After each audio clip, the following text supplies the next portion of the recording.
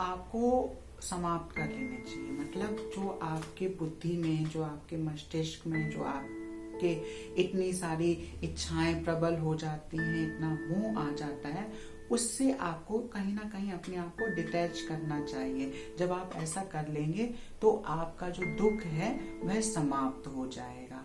अब ऐसा आप कैसे कर सकते हैं, इसके लिए भी उन्होंने कई सारी चीजें बताई हैं। इसके लिए उन्होंने मेनली 8 बताए हैं। सम्यक दृष्टि, सम्यक संकल्प की मतलब दृष्टि, आप सही तरीके से देखें। आपके देखिए किसी भी चीज का यहाँ लिटरल मीनिंग आप मना निकालें।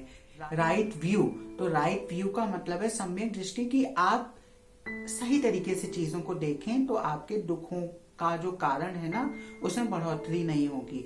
अगर आप सम्यक संकल्प, अगर आपने कुछ ठान लिया, संकल्प लिया, व्रत लिया, संकल्प का मतलब यहाँ पर व्रत है, तो आप कुछ व्रत लें। व्रत का मतलब कि अगर आपने एक संकल्प लिया है कि अब हमको ऐसा नहीं करना है, या हमको अपने ऊपर कंट्रोल करना है, या हमको दिन भर में इतना ही खाना है क्योंकि इतना ही हमारे लिए जरूरी है और ये हमको समझ में आ गया, लेकिन हमारी जो जुबान है वो बहुत चटपटी है, चटोरी है, उसको ज्यादा खाना होता है। जब वो आप ज्यादा खा लेंगे तो अपने आप में जो दुख है वो बहुत सारे बढ़ेंगे। वो कैसे बढ़ेंगे? वो इस प्रकार से बढ़ेंगे, जब आप खाएंगे आपके शरीर में जाएगा जिसकी उसको जरूरत नहीं है। जब वो ज्यादा पहुंच जाती है, कोई भी चीज अधिकता से बढ़ जाती है, जब कोई भी चीज जब बढ़ जाती है तो वो जाहिर सी बात है आपका जो दुख का वो कारण बनती है। एक बात भी मुझे याद आ रही है, किसी ने कहा था या मैंने शायद कहीं पर पढ़ा था, जो संजोता है व्यक्ति वही उसके विषाद का कारण बनता है, और जो बांट देता है वह प्रसाद के समान हो जाता है।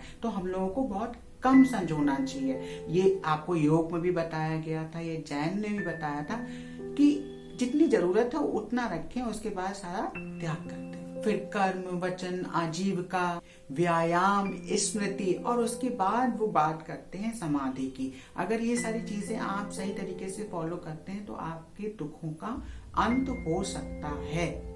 मतलब ये कि जब आप इन सब चीजों का आचरण करेंगे तो आपकी आत्मा के आगे जो एक बादल घूम रहा है अविद्या का या मूर्खता का, वह हट जाएगा, जिससे कि आपकी आत्मा जो है वो मोक्ष की प्राप्ति की ओर अग्रसर हो पाएगी या उसको आसानी होगी। और जब ऐसा हो जाएगा तो आपको निर्वाण मिल जाएगा। निर्वाण का मतलब है मोक्ष की प्राप्ति। मतलब ये जो साइकिल है ना, जन्म और मृत्यु, इससे आपको मुक्ति मिल जाएगी।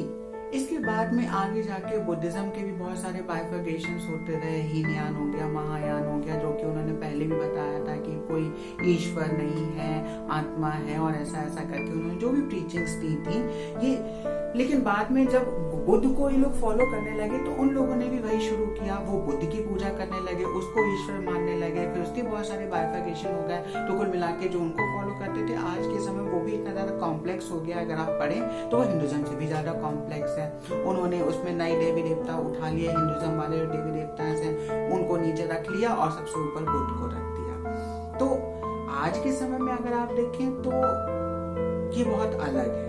लेकिन जो उनकी जो प्रीचिंग्स थी जितनी समझ में आती हैं वो सिर्फ इतना था कि आप दुखों का जो कारण है उसको आप खत्म करें और जितनी जरूरत है उतना देखें, ध्यान लगाएं, अपने जीवन को अच्छे से यापन करें, और तो आपको जो है वो मोक्ष की प्राप्ति होगी। अब इसमें भी हीनयान और महायान जो है वो अलग अलग, कुछ आज के समय में तो देश जो है वो कुछ हीनयान को मानते हैं, कुछ महायान को। हीनयान कहते हैं कि आपका जो ज्ञान है आप उसको प्राप्त कर लें, और उसके बाद जो आत्मा जो मतलब आप जब आत्मा आपकी निर्वाण प्राप्त कर लेती है तो वह मतलब खत्म हो गया।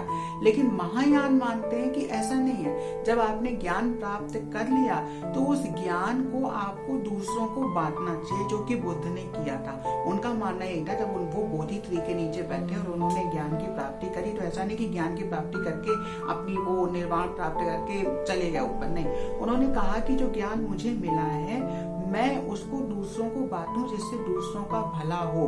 और यही मानना है महायान का कि अगर आपको ज्ञान है, अगर आपको मोक्ष की प्राप्ति या निर्वाण मिल गया है तो उसका उपयोग आप दूसरों की सहायता करने के लिए भी करें। आप दूसरों को भी बताएं, दूसरों को प्रीच करें कि कैसा कैसा किया जाना चाहिए, तो आपके दुखों का अंत हो सकता है। रही बात बुद्ध की हिस्ट्री की, तो वो तो हम अपेक्षा करते हैं कि आप लोगों को मालूम ही होगा कि बुद्ध की जीवन शैली क्या रही है। वो कैसे एक राजा से जो थे वो सन्यासी बन गए, और बुद्ध ने उस समय में उनके समय में कुमारिल भट्ट थे और शंकराचार्य भी थे। तो उनका कहना यही है कि जो दर्शन शास्त्र के जो ये पहले 6 स्कूल जो रहे हैं, उन्होंने इतना पॉल्यूट कर दिया था माहौल, सोशल जो सोसाइटी थी उसमें इतना ज्यादा भेदभाव और इतनी ज्यादा चीजें थी वेदों के नाम को लेकर, कि उन्होंने तत्व ज्ञान की बात करी। तत्व ज्ञान मतलब मेटाफिजिक्स, कि ईश्वर क्या है, आत्मा क्या है, हम कहाँ से आए हैं, शून्य क्या है, ये सब ऐसी चीजें हैं मेटाफिजिक्स की। मेटाफिजिक्स को मिला के सब्जेक्ट ही ऐसा है कि जिसमें आपको कभी सेटिस्फैक्टरी आंसर मिल ही नहीं सकता। आप इनका कभी जवाब पा ही नहीं सकते। आपको कभी कोई बता ही नहीं सकता कि ईश्वर कैसा दिखता है, ईश्वर कैसा नहीं दिखता है। एक कहेगा ऐसा है, दूसरा कहेगा वैसा है। एक कहता है कि उसका आकार बताया जा सकता है, दूसरा कहता है बताया ही नहीं जा सकता। फिर जब कोई कहता है कि जब बताया नहीं जा सकता, देखा नहीं जा सकता, तो हम उसको मानेंगे। तो वो लोग कहते हैं नहीं, माना जाना चाहिए क्योंकि हम कह रहे हैं। तो बुद्ध ने सबसे काम की बात कही, वो ये कि आप इस चक्कर में ना रहें कि ये कौन है, क्या है, ईश्वर है या नहीं है, मरने के बाद क्या होता है, और फिर मरने के बाद जब दूसरा जन्म होता है तो हम लोग क्या साथ लेकर आते हैं। ये ऐसे प्रश्न हैं जिनका उत्तर आपको नहीं मिल सकता है। इससे ज्यादा अच्छा है कि इस संसार में जो हमको दिख रहा है, जो हमको समझ में आता है कि ये दुख है, उसका निवारण हम करें और ज्ञान प्राप्ति की चेष्टा में प्रयासरत रहें। अगर ऐसा हम लोग कर जाते हैं तो जो हमारी आत्मा है, जो चेतना है, वह मोक्ष को प्राप्त कर लेती है, और ये जो जन्म और मृत्यु का जो साइकिल है उससे मुक्ति मिल जाती है। और इतना अगर कर लेंगे तो वही बहुत है। बाकी जो मेटाफिजिक्स और तत्व ज्ञान की जो बातें हैं, उनके चक्कर में अगर आप रहेंगे तो कभी कुछ कर भी नहीं पाएंगे, क्योंकि इतने वर्षों में लोग कुछ नहीं कर पाए। सिर्फ लड़ते झगड़ते रहे, अपने अलग अलग तर्क देखते रहे, लेकिन कोई भी इसका एक ठोस, मतलब अगर आप रैशनल बात करें तो किसी ने वाकई में ईश्वर को नहीं देखा। हम सब में से किसी को नहीं पता होता है कि मरने के बाद क्या होगा। जब पता ही नहीं है तो इसकी हम बात क्यों करें। दिखता हमको क्या है कि लोगों में दुख है, और वो दुख अगर हमको पता चल गया है कि उसको कम कैसे किया जा सकता है, तो हम दूसरों की मदद क्यों नहीं करें। दूसरों से भी पूछें कि आपके दुख का कारण क्या है। उनकी बैठकर आप बातें सुने, वो आपको बताएंगे कि दुख का ये कारण है। और जब आपके पास जब उसका उत्तर है तो आप उनकी मदद करें कि उनका दुख भी दूर हो। तो इस प्रकार से आपकी आत्मा भी मोक्ष को प्राप्त करेगी, और आपकी आत्मा जो मोक्ष को प्राप्त अभी नहीं कर पाई है, वो दूसरों की भी मदद करेगी। ये भी बहुत जरूरी है।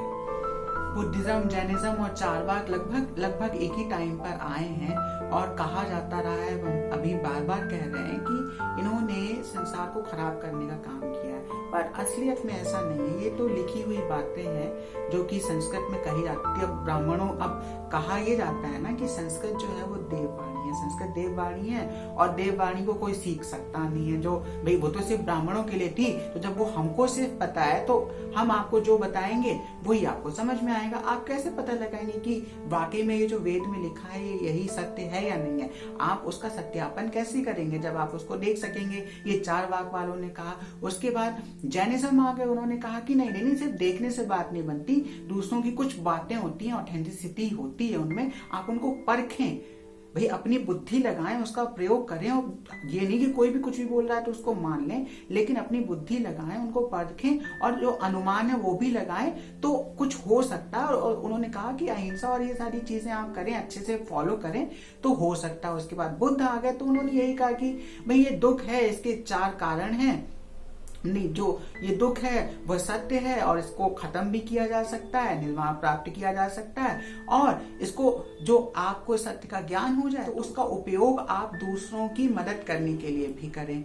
इतनी सी बस सीधी सी बात है, जिसको बाद में लोगों ने फिर से जो ब्राह्मणिज्म के साथ हुआ वही इनके साथ हुआ, और ये फिर आगे जाके इतने कॉम्प्लेक्स बन गए हैं कि अगर आज आप इनको पढ़ने जाएंगे तो ये हिंदुइज्म से भी बहुत ज्यादा डिफिकल्ट दिखाई देंगे आपको। भरसक प्रयास था मेरा आपको समझाने का। उम्मीद करते हैं अच्छा लगा होगा।